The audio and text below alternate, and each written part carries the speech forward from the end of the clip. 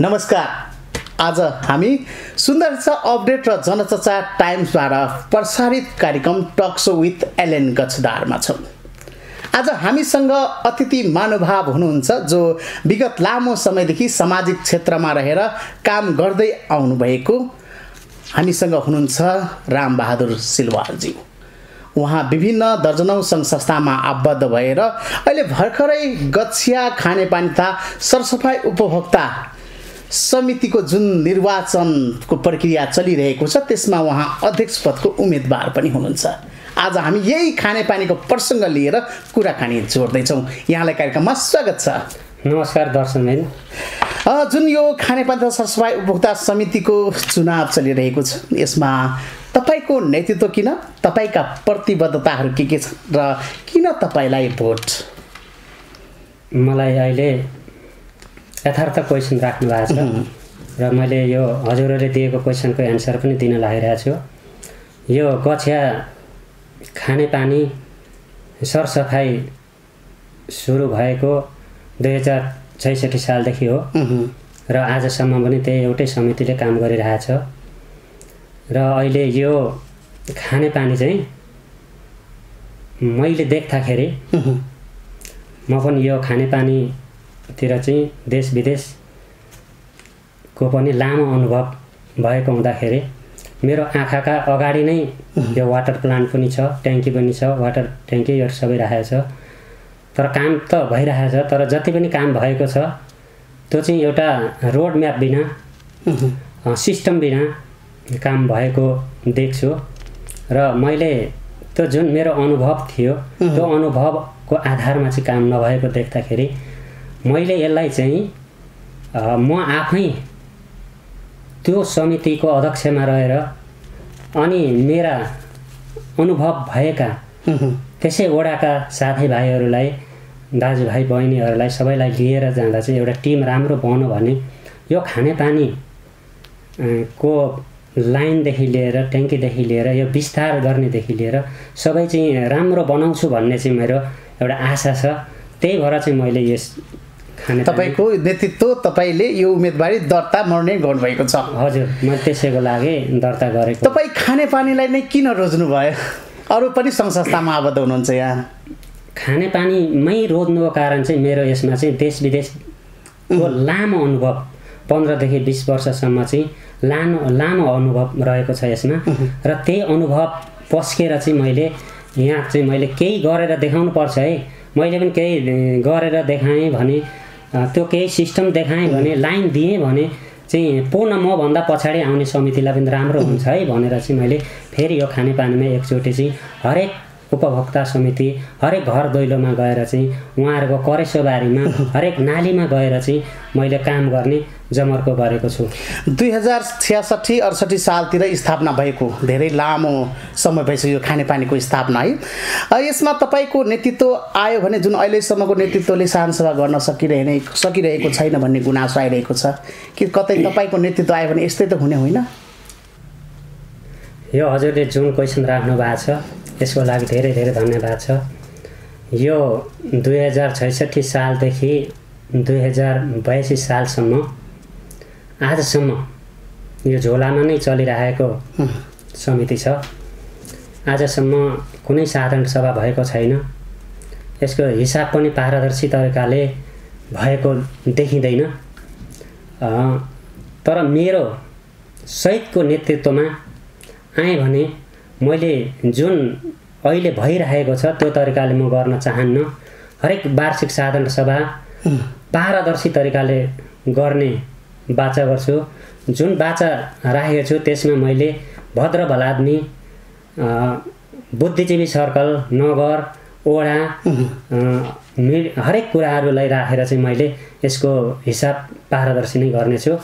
तपाईँले यो कमिटमेन्ट गर्नुहोस्, यो मिडिया मार्फत कमिटमेन्ट गर्नुहुन्छ म यसरी नै जान्छु भनेर, पारदर्शी आर्थिक हिसाब पारदर्शी गर्छु भने नै भन्नुभएको छ। तपाईँको नेतृत्वलाई खाँचो छ। म पारदर्शी नै गरेर जान्छु। जस्तो धरोटी रकम बढी भयो भन्ने गुनासो छ यसमा। जस्तो सामान्य गरिब जनताले स्वच्छ पानी खान पाउला नि त?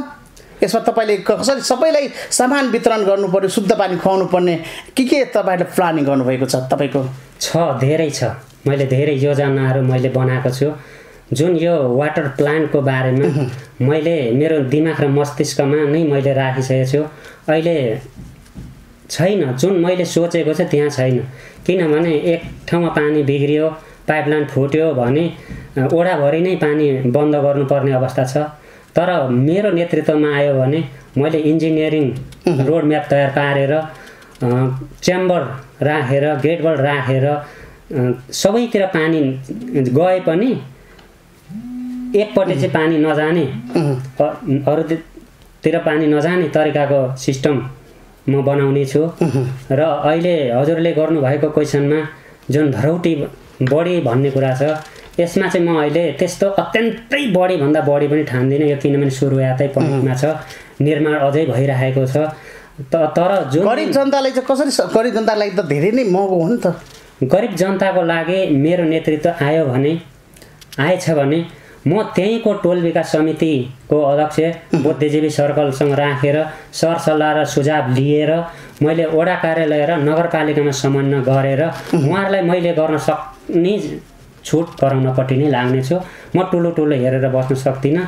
जस्तो मभन्दा पछाडि पनि मेरा जनता, मेरा गाउँघर, मेरा इष्टमित्र मैले समानै देख्नुपर्छ र उहाँहरूलाई मैले समान रेसियो लिएर नै जानेछु। जस्तो आर्थिक पारदर्शिताका कुरा अघि पनि कुराहरू आयो होइन, हिसाब किताबका कुराहरू। जस्तो अब तपाईँले जस्तो सामान्य जनताले जस्तो घरमै बसेर पानीको पेमेन्ट गर्नको लागि अथवा यसलाई डिजिटल प्रणालीमा लान सकिँदैन, तपाईँको के यसमा धारणा छ? यो लान सकिन्छ, अवश्य लान सकिन्छ। जनतालाई मैले दिनुपर्ने साथ र सहयोग घरै बसेर अहिलेको 21औं शताब्दीको जमाना छ। मैले उहाँहरूलाई चाहिँ मोबाइल ब्याङ्किङबाट पनि पैसा पे गर्ने वातावरण, हेल्प डेस्क, सहयोगको लागि हेल्प डेस्क त्यो मैले अवश्य पनि गर्नेछु। जस्तो अहिले भइरहेको ट्याङ्कीबाट के तपाईँको क्षेत्रमा पर्याप्त पानी खान पाएको छ त? छैन, अझै पनि पर्याप्त मात्रामा पुग्दैन पनि, किनभने हरेक दिन बसाइसराई गरेर पहाडदेखि तराई आउनेको घुइँचो छ, भिड छ, त्यसले गर्दा ट्याङ्कीको अभाव अवश्य छ। र मैले मेरो कार्यकालमा त्यस्तो अभाव महसुस भएछ भने वडा, नगर, जिल्ला, प्रदेश, केन्द्र कहाँ जानुपर्छ, कतिजनालाई नमस्कार गर्नुपर्छ कि मैले कुरा राख्नुपर्छ कि मभन्दा माथिल्लो श्रेणीमा कुरा राखेर हुन्छ कि कसरी हुन्छ, मैले म एरिया भनेर यहाँ भन्दिनँ। कुनै पनि 4 नम्बरको वडाभित्र इन्जिनियरिङ सिस्टमले यहाँ राख्दा चाहिँ पानी सबै जनतालाई पुग्छ है भन्ने ठाउँमा चाहिँ मैले अहिलेको आधुनिक सिस्टमको वाटर प्लान्टको लागि मैले परिकल्पना सोचेको छु, त्यो अवश्य पुरा गर्नेछु। जस्तो गछिया खानेपानीमा फिल्टर समेत जडान भएको छैन भन्ने गुनासो आएको छ, त्यस्तै त्यसको बेला बेलामा पानीको परीक्षण नहुनेको समेत गुनासो आएको छ। यसलाई कसरी लिनुभएको छ तपाईँले? होइन, यसको क्वेसन चाहिँ हजुरले मलाई उहीँ गरै देखेरै भने जस्तो गर्नुभयो, तर एकदम यस्तो क्वेसन राख्नुभयो कि मेरो मनमुटुमै छोएको छ। त्यो वाटर प्लान्टमा वाटर फिल्टर चाहिँ अहिलेसम्म राखेको अवस्था छैन। अब तर त्यो राख्नुपर्ने अति आवश्यक छ। पानी आउँदा कुनै दिन अलिकति लेदो धुलो मैलो पानी पनि आइरहेको अवस्था छ। अब तर त्यसको लागि पनि मैले मेरो कार्यकालमा वाटर प्लान्ट वा फिल्टर भन्छन् त्यसलाई, त्यो चाहिँ मैले जसरी भए पनि मैले जनताको, उपभोक्ताको स्वास्थ्यलाई मध्यनजर गरेर त्यो अति आवश्यक हो, पानी जीवन हो, यसमा खेलबाड हामी कसैले गर्नु हुँदैन, त्यो अवश्य पनि मेरो कार्यकालमा त्यो गर्छु, गराएरै छाड्छु। हामी कार्यक्रमको अन्त्यतिर पनि आइसकेका छौँ र यो कार्यक्रम हेर्नुहुने दर्शक र तपाईँको जुन खानेपानी उपभोक्तालाई जुन तपाईँले मत माग्नका लागि अथवा तपाईँका मुख्य छुटेका कुराहरू छन् भने तपाईँ राख्न सक्नुहुनेछ। मैले सबै दर्शक, खानेपानी उपभोक्ता दाजुभाइ, दिदीबहिनी, आमा बुवा सबैलाई म अझै पनि म हात जोडेर नमस्कार गर्न चाहन्छु। हजुरहरूले, म रामसिलवाल हो, म त्यही हो 4 नम्बर वडामा बसेको पनि 15 वर्ष भयो। म हजुरहरूको घर दैलोमा गएको छु, घुमेको छु, डुलेको छु। सायद कतिले फेस टु फेस गर्दा मलाई चिन्नुहुन्छ होला, देख्दा चिन्नुहुन्छ होला, नाम धेरैलाई थाहा नहुन सक्छ, तर म धेरै सामाजिक क्षेत्रमै लागेको छु। सामाजिक क्षेत्रमा लागेर मैले कतै 1 रुपैयाँ मात्रै मैले बेरोजगार गरेर काहीँ कतै केही गरेको रहेछु भने मलाई त्यतिखेरै पनि हजुरहरूले के कारबाही गर्न सक्नुहुन्छ, कहाँ लान सक्नुहुन्छ, त्यसको लागि म आफै जवाबदेही हुनेछु। र म अझै पनि हजुरहरूसँग के भन्न चाहन्छु भने यस गछिया खानेपानी सरसफाइको समितिमा म रामबहादुर सेलवाल, म धेरै वर्षदेखिको अनुभव छ। म अघि पनि मैले भनिसकेको छु 15-20 वर्षको अनुभव छ। यो अनुभवलाई मलाई पस्किने जमरको काम गर्ने मौका दिएर तपाईँको घर दैलोमा आएर चाहिँ मलाई मौका दिनुहोस् र मलाई मात्रै होइन मेरो प्यानल म सहितको 14 जनाको प्यानललाई भोट दिएर तपाईँहरूले विजय गराउनुहोस्। 1 जना मात्रैलाई भोट दिन्छु, मान्छे हेरेर भोट दिन्छु भनेर त्यो काम नगर्नुहोस्। एउटा हातको अमलामा पनि 5 वटा अमला हुन्छ। 3 वटा अमलामा तपाईँहरूले चाहिँ 3 वटा अमला छ, 2टा अमला भाँच्यो भने 2-3 वटा अमलाले त्यत्रो पारदर्शी काम गर्न सक्दैन। काम गर्नलाई मेजरमेन्ट चाहिन्छ। मेजरमेन्ट भनेको टिम मिल्नुपर्छ र हजुरहरूले काहीँ कतै नगरिकन, कन्जुसी नगरिकन मेरो टिमलाई भोट दिएर विजय गराउनुहोस्। म हजुरहरूको अपेक्षा राख्दछु र मैले तपाईँहरूको घर दैलोमा काम गर्ने अवसर दिनुहोस्। मैले तपाईँहरूको इच्छा चाहना पक्कै पनि पुरा गर्नेछु। कतिपय बोल्दै गर्दाखेरि यहाँ क्वेसन गरिरहँदाखेरि मैले कतिपय बोल्न छुटाएको पनि छु होला, कतिपयलाई सम्बोधन गर्न भुलेको पनि छु होला। त्यसलाई तपाईँहरूको भाइ भतिजो, छोरो, छर छिमेकी, इष्टमित्र भनेर मलाई छुट दिनु होला, सुध्रिने मलाई मौका दिनु होला भन्दै म यहाँ सबै दर्शक बिचहरू उपभोक्ताहरूलाई म अझै 10 अमला हात जोडेर मेरो टिमलाई भोट दिएर विजय गराइदिनु हुनलाई हार्दिक अनुरोध गर्दछु।